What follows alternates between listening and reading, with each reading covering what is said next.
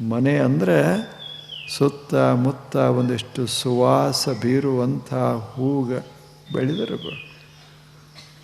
ಹೇಗೋ ಹಾಗೆ ನಮ್ಮ ಬದುಕಿನ ಈ ಅಂಗಳದೊಳಗೆ, ಬದುಕಿನ ಈ ಭೂಮಿಯೊಳಗೆ ಶಾಂತಿ, ಸಮಾಧಾನ, ಸಂತೋಷ, ಒಳ್ಳೆಯ ವಿಚಾರಗಳು, ಈ ತೋಟ ಬೆಳೆಸಬೇಕು. ಇಂಥ ತೋಟವನ್ನು ಬೆಳೆಸೋದು, ಅದಕ್ಕಾಗಿಯೇ ನಾವು ನೀತಿ ಮಾರ್ಗವನ್ನು ಅನುಸರಿಸೋದು. ಅವಧಾನ ಬೀಳೋ ಸಾಧ್ಯತಾ ಬಹಳ ಇರ್ತದೆ. ಮನುಷ್ಯನೇ ಎಚ್ಚರಿಕೆಯಿಂದ ಬದುಕು. ಒಮ್ಮೆ ಬಿದ್ದರೆ ಏಳೋದು ಕಷ್ಟ ಈ ಜಗತ್ತಿನೊಳಗೆ, ಇಲ್ಲವೇನು? ರಾವಣ ಒಮ್ಮೆ ಹಿಂಗೆ ಕಾಲು ತಪ್ಪಿದ, ಕಣ್ಣು ತಪ್ಪಿದ, ಹೇಳಲಿಕ್ಕಾಗಲಿಲ್ಲ. ಕಥಾ ಅದು. ಆಯಿತೋ ಬಿಟ್ಟೋ ಪ್ರಶ್ನೆ ಅಲ್ಲ, ಆಗುವಂಥ ಕಥಾ. ಒಮ್ಮೆ ತಪ್ಪಿದ, ಹೇಳಲಿಕ್ಕಾಗಲಿಲ್ಲ. ಬರೇ ಅವನ ಜೀವನ ನಾಶ ಅಲ್ಲ, ಇಡೀ ಲಂಕಾಪಟ್ಟಣ ಉರಿದು ಹೋಯಿತು. ಸಾವಿರಾರು ಜನ ಪ್ರಾಣ ತೆತ್ತರು. ಬರೀ ಒಂದು ಸಲ ಕಣ್ಣು ಜಾರಿದ್ದಕ್ಕೆ. ಜಾರಿಕೆ ಎಷ್ಟು ಭಯಾನಕಿರ್ತದೆ.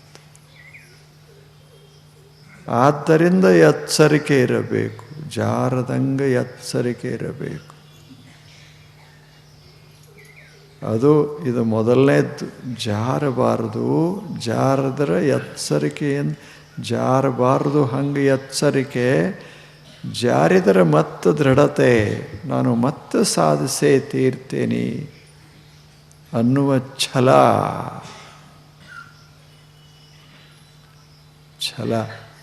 ಇದು ಅವಧಾನ ಇರಬೇಕು. ಕಾಲ ತಪ್ಪಬಾರದು, ಕೈ ತಪ್ಪಬಾರದು, ಮಾತು ತಪ್ಪಬಾರದು.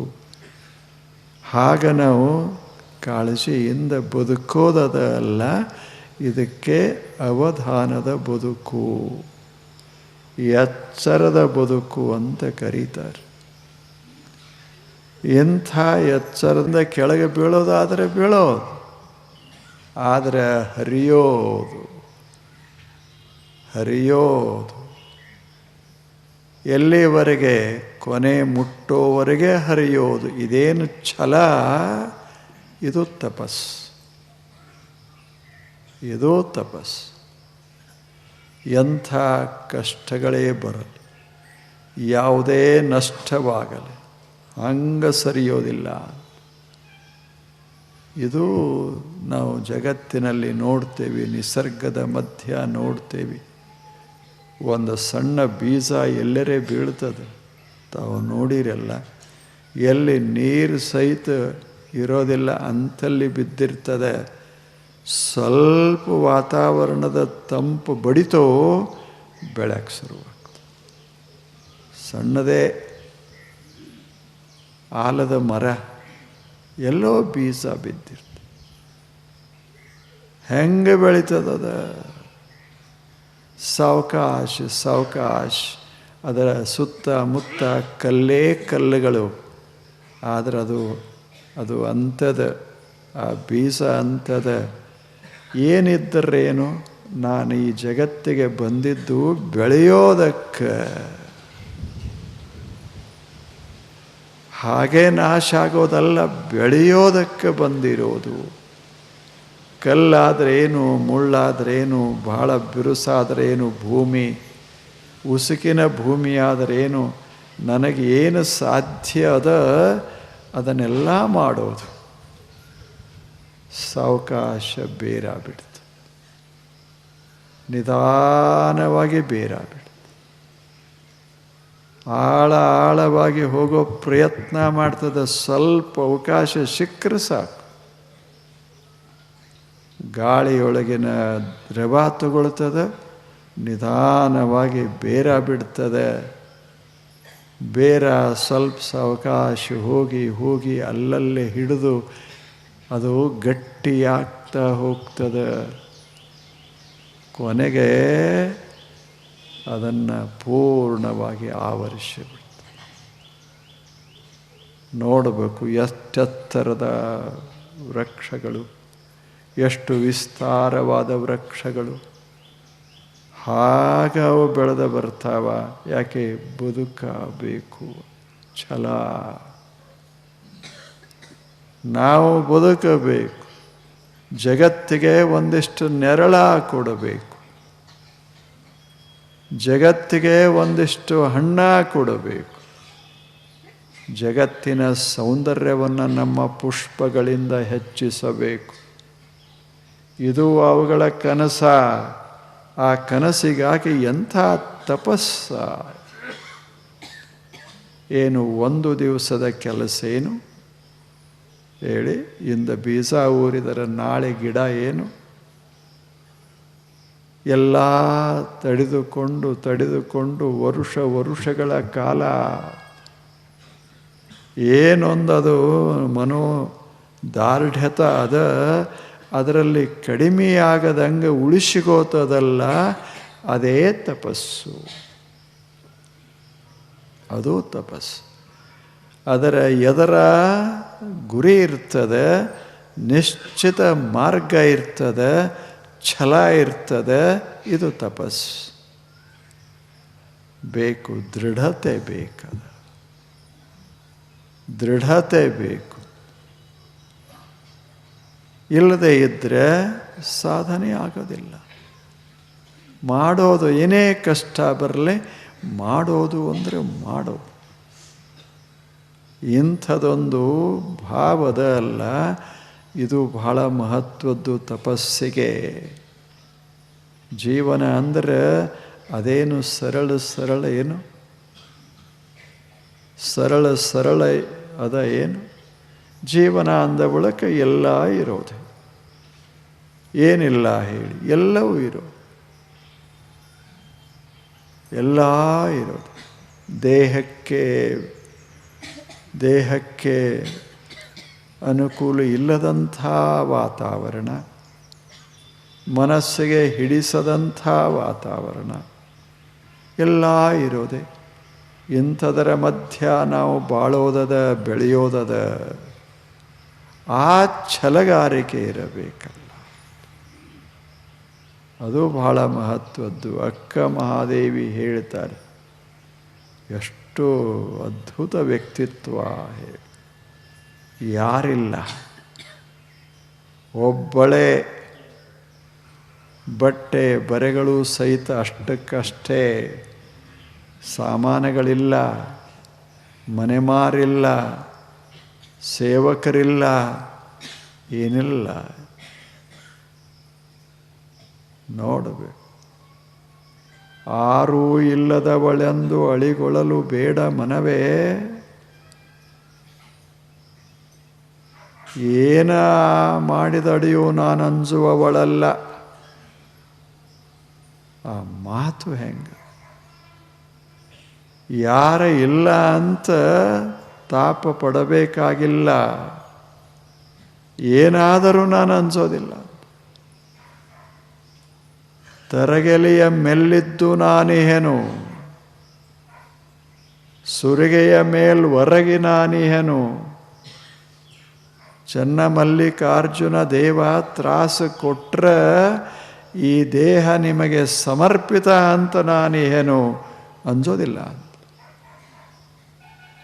ಇದು ದೃಢತೆ, ಇದು ತಪೋಭಾವ, ತಪಸ್ಸಿನ ಭಾವ.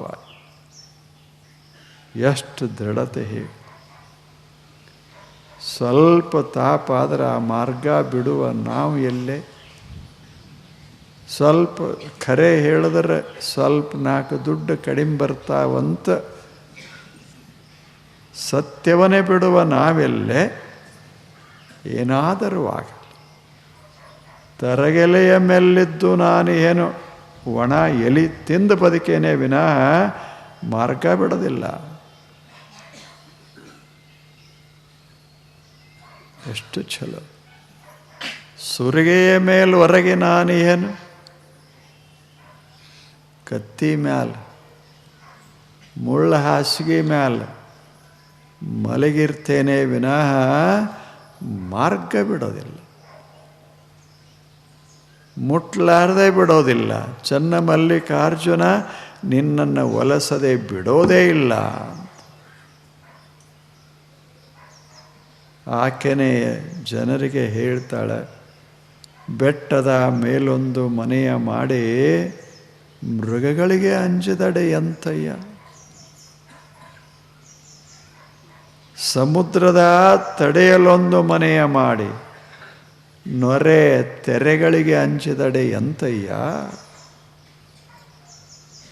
ಸಂತೆಯೊಳಗೊಂದು ಮನೆಯ ಮಾಡಿ ಶಬ್ದಕ್ಕೆ ನಾಚಿದಡೆ ಎಂತಯ್ಯ.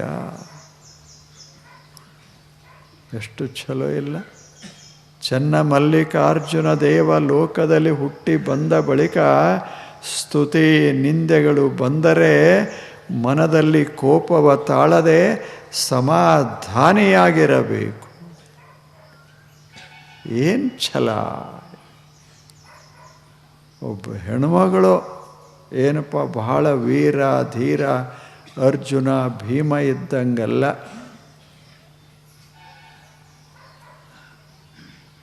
ಒಬ್ಬ ಹೆಣ್ಣು ಮಗಳು ಏನ ಧೈರ್ಯ ಸ್ಥೈರ್ಯ, ಇದು ತಪಸ್ಸಿನ ರೂಪ. ಇದು ಎಲ್ಲಿ ಸ್ಥೈರ್ಯ ಇಲ್ಲ, ಎಲ್ಲಿ ಧೈರ್ಯ ಇಲ್ಲ, ಎಲ್ಲಿ ಸಹನಶೀಲತೆ ಇಲ್ಲ, ಅಲ್ಲಿ ತಪಸ್ಸಿಲ್ಲ.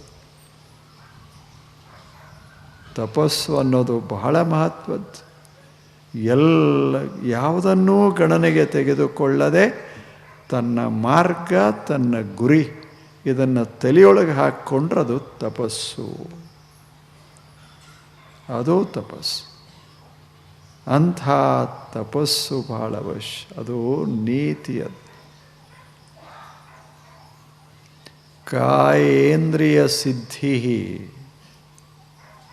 ಅಶುದ್ಧಿ ಕ್ಷಯಾತ್ ತಪಸ್ಸಃ. ಎಷ್ಟು ಚಲೋ ಪತಂಜಲ ಹೇಳ್ತಾರೆ. ಕಾಯೇಂದ್ರಿಯ ಸಿದ್ಧಿ ಅಶುದ್ಧಿ ಕ್ಷಯಾತ್ ತಪಸ್ಸಃ. ತಪಸ್ಸಂದ್ರೆ ಏನು? ಯಾವುದರಿಂದ ಶರೀರ ಸಬಲ ಆಗ್ತದೆ,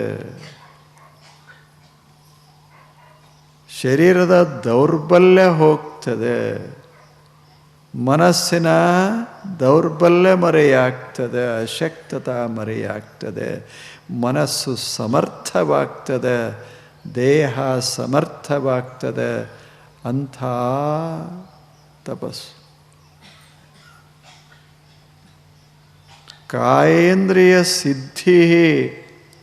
ಅದರಿಂದ ನಾವು ಎಂಥ ಕಷ್ಟದಲ್ಲೂ ಬಾಳಬಲ್ಲೆವಿ, ಎಂಥ ವಿರೋಧ ಆದರೂ ಸಹಿತ ನಮ್ಮ ದಾರಿಯಲ್ಲಿ ನಾವು ನಡೆಯಬಲ್ಲೆವಿ. ಯಾವುದಕ್ಕೂ ಮನಸ್ಸು ಸೋಲೋದಿಲ್ಲ. ಅಂಥದ್ದೊಂದೇನು ಗಟ್ಟಿತನ ಅದಲ್ಲ, ಅದು ತಪಸ್ಸು. ಬಹಳ ಅದ್ಭುತವಾದದ್ದು ತಪಸ್ಸು.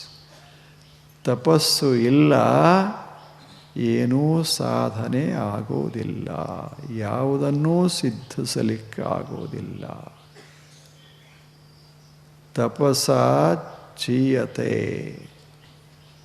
ತಪಸ್ಸು ಇದ್ದರೆ ಬೆಳೆಯೋದು, ಇಲ್ಲದೇ ಇದ್ದರೆ ಬೆಳವಣಿಗೆ ಇಲ್ಲ. ಪಾರಮಾರ್ಥಿಕ ಗಳಿಕೆ ಇರಲಿ ಅಥವಾ ಪ್ರಾಪಂಚಿಕ ಗಳಿಕೆ ಇರಲಿ, ತಪಸ್ಸು ತಪಸ್ಸು. ಪ್ರಪಂಚದಲ್ಲೂ ಸಹಿತ ತಾವು ನೋಡಿ, ಒಂದು ಸಾದಾ ಮನೆ ಶುರುವಾಗ್ತದೆ, ಹೊಸದಾಗಿ ಲಗ್ನಾಗಿ ಬಂದಿರ್ತಾರೆ, ಏನಿಲ್ಲ ಮನೆಯಾಗ ಸಾದಾ. ಆ ಬಳಿಕ ಕಟ್ಟಕ್ಕೆ ಶುರು ಮಾಡ್ತಾರೆ ಶೂನ್ಯದಿಂದ. ಬೆಳೆಸ್ತಾರೆ. ಎಲ್ಲ ಕಷ್ಟಗಳನ್ನು ಎದುರಿಸ್ತಾರೆ. ಒಂದು ಸುಂದರ ಮನೆಯನ್ನು ರೂಪಿಸ್ತಾರೆ. ಸುಂದರವಾದ ಮನೆ, ಏನೂ ಇಲ್ಲ, ಕಟ್ತಾರೆ. ಇದು ತಪಸ್ಸು. ಎಲ್ಲ ಮಾಡಿ ಕಟ್ತಾರಲ್ಲ ತಪಸ್ಸು. ಎಲ್ಲಿದೆ? ಹೇಗೆ ಒಬ್ಬ ಮನುಷ್ಯ ಹೀಗೆ ಒಂದು ಊರಿಗೆ ಹೋದ ದುಡಿಲಿಕ್ಕೆ, ಏನೂ ಇರದೆ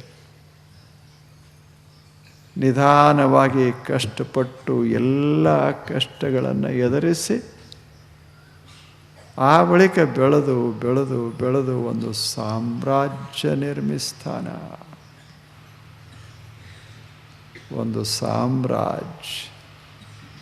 ಎಷ್ಟು ಜನ ಇಲ್ಲ ಹೇಳಿ? ಇಂಥವ್ರು ಎಷ್ಟು ಜನ ಇಲ್ಲ?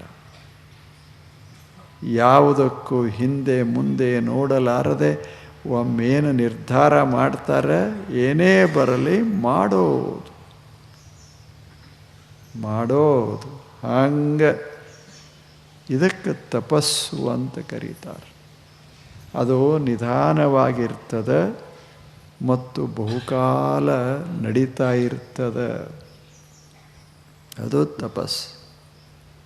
ಅದರಲ್ಲಿ ದೇಹಕ್ಕೆ ಸಂಬಂಧಪಟ್ಟ ತಪಸ್ಸು, ಮಾತಿಗೆ ಸಂಬಂಧಪಟ್ಟ ತಪಸ್ಸು, ಮನಸ್ಸಿಗೆ ಸಂಬಂಧಪಟ್ಟ ತಪಸ್ಸು ಎಲ್ಲ ಬೇಕು. ದೇಹನೂ ಅನುಭವಿಸಬೇಕಾಗ್ತದೆ. ಶೀತ, ಉಷ್ಣ, ಹಸಿವು, ನೀರಡಿಕೆ, ಬೇಡೆ ಇವೆಲ್ಲ ಇರೋದೇ. ಅಂಥದರ ಮಧ್ಯ ದೇಹವನ್ನು ಗಟ್ಟಿಗೊಳಿಸೋದು. ಮಾತು ಸ್ವಲ್ಪ ಒಳ್ಳೆಯ ಮಾತುಗಳದಾವ, ಕೆಟ್ಟ ಮಾತುಗಳದಾವ, ಎಲ್ಲವನ್ನು ನಾವು ಎದುರಿಸಬೇಕಾಗ್ತದೆ, ಕೇಳಬೇಕಾಗ್ತದೆ. ಮನಸ್ಸು ಅಲ್ಲಿಯೂ ತಪಸ್ಸಾಗಬೇಕಾಗ್ತದೆ. ರಾಗ ದ್ವೇಷಗಳು ತೊಂದರೆ ಕೊಟ್ಟೇ ಕೊಡ್ತಾವ. ಏನಾರೇ ಒಂದು ವಸ್ತು ನೋಡಿದಾಗ ಬೇಕು ಅನ್ನಿಸ್ತದೆ, ಇನ್ನೊಂದು ಸಂಗತಿ ನೋಡಿದಾಗ ಬೇಡ ಅನ್ನಿಸ್ತದೆ. ಅವೆಲ್ಲ ಇರೋದೇ. ಅಂಥ ಮನಸ್ಸನ್ನು ಸ್ವಚ್ಛ ಮಾಡೋದು, ಶುದ್ಧಿಕ್ಷಯೇ. ಅಂಥ ದೇಹವನ್ನು ಶುದ್ಧ ಮಾಡೋದು, ಅಂಥ ಮಾತುಗಳನ್ನು ಶುದ್ಧ ಮಾಡೋದು, ಎಲ್ಲವನ್ನ ಮಾಡಿ ನಾನು ಅಸ್ವಚ್ಛ ಆಗದಂತೆ ನೋಡಿಕೊಳ್ಳುತ್ತೇನೆ ಅನ್ನುವ ಛಲ ಬಂತು ಅಂದರೆ ತಪಸ್ಸು. ಅದು ಬಹಳ ದೊಡ್ಡ ತಪಸ್ಸು. ಎಂಥೆಂಥ ಸಾಧನೆ ಮಾಡಿದವರಿಲ್ಲೇನು ಜಗತ್ತಿನೊಳಗೆ. ಮಾತ್ರ ಸ್ಪರ್ಶಾಸ್ತು ಕೌಂತೆಯ ಶೀತ ಉಷ್ಣ ಸುಖ ದುಃಖದಾಹ ಆಗಮ ಪಾಯಿನಃ ತಾನ್ ತಿತಿಕ್ಷಸ್ವ ಭಾರತ. ತಿತಿಕ್ಷಾ ಅಂತ ಕರೆದಾರ ಅದಕ್ಕೆ. ತಡ್ಕೋ, ಚಳಿ ಇರೋದೇ, ಉಷ್ಣ ಇರೋದೇ, ತಡೆದುಕೋ. ಜಗತ್ತಿನಲ್ಲಿ ಬಂದ ಬಳಿಕ ಮಾನ ಇರೋದೇ, ಅಪಮಾನ ಇರೋದೇ, ತಡೆದುಕೋ. ಅಲ್ಲವೇ? ತಿತಿಕ್ಷಸ್ವ ಭಾರತ.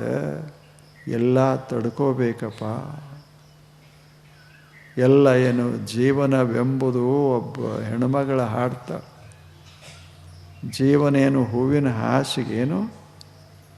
ಎಷ್ಟು ಚಲೋ. ಅವರೇನು ವೇದ ಓದ್ದವರಲ್ಲ, ಅವರೇನು ದೊಡ್ಡ ದೊಡ್ಡ ಶಾಸ್ತ್ರ ಓದ್ದವರಲ್ಲ. ಆದರೆ ಯಾವ ಶಾಸ್ತ್ರ ಯಾವ ವೇದಕ್ಕಿಂತ ಕಡಿಮೆ ಅಲ್ಲ. ಹಂಗೆ ಜೀವನವೆಂಬುದು ಮುಳ್ಳಿನ ಹಾಸಿಗೆ. ಕಳ್ಳಿಯ ಹಾಲಿನ ಘನರಸ.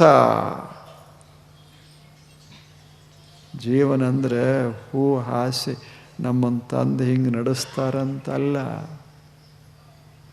ಎಷ್ಟು ಚಲೋ ಇಲ್ಲ ಮಾತು. ಒಬ್ಬರು ಹೆಣ್ಮಕ್ಕಳು ಹಾಡಿದ್ದು, ಜೀವನವೆಂಬುದು ಮುಳ್ಳಿನ ಹಾಸಿಗೆ, ಕಳ್ಳಿಯ ಹಾಲಿನ ಘನರಸ. ಕಳ್ಳಿಯ ಹಾಲೇ ಘನ ಆಗ್ಯದ. ಹಂಗ ವಿಷಾರಿ. ಇಲ್ಲಿ ಮುಳ್ಳುಗಳು ಕಲ್ಲುಗಳು ಏರ ಇಳುವ ಎಲ್ಲವೂ. ಆದರೆ ನಾವು ಇಂಥದರ ಮಧ್ಯದಲ್ಲಿಯೇ ಸಾಧನೆ ಮಾಡಿ ಈ ಛಲ ಅದಲ್ಲ, ಇದು ಬಹಳ ಮಹತ್ವ.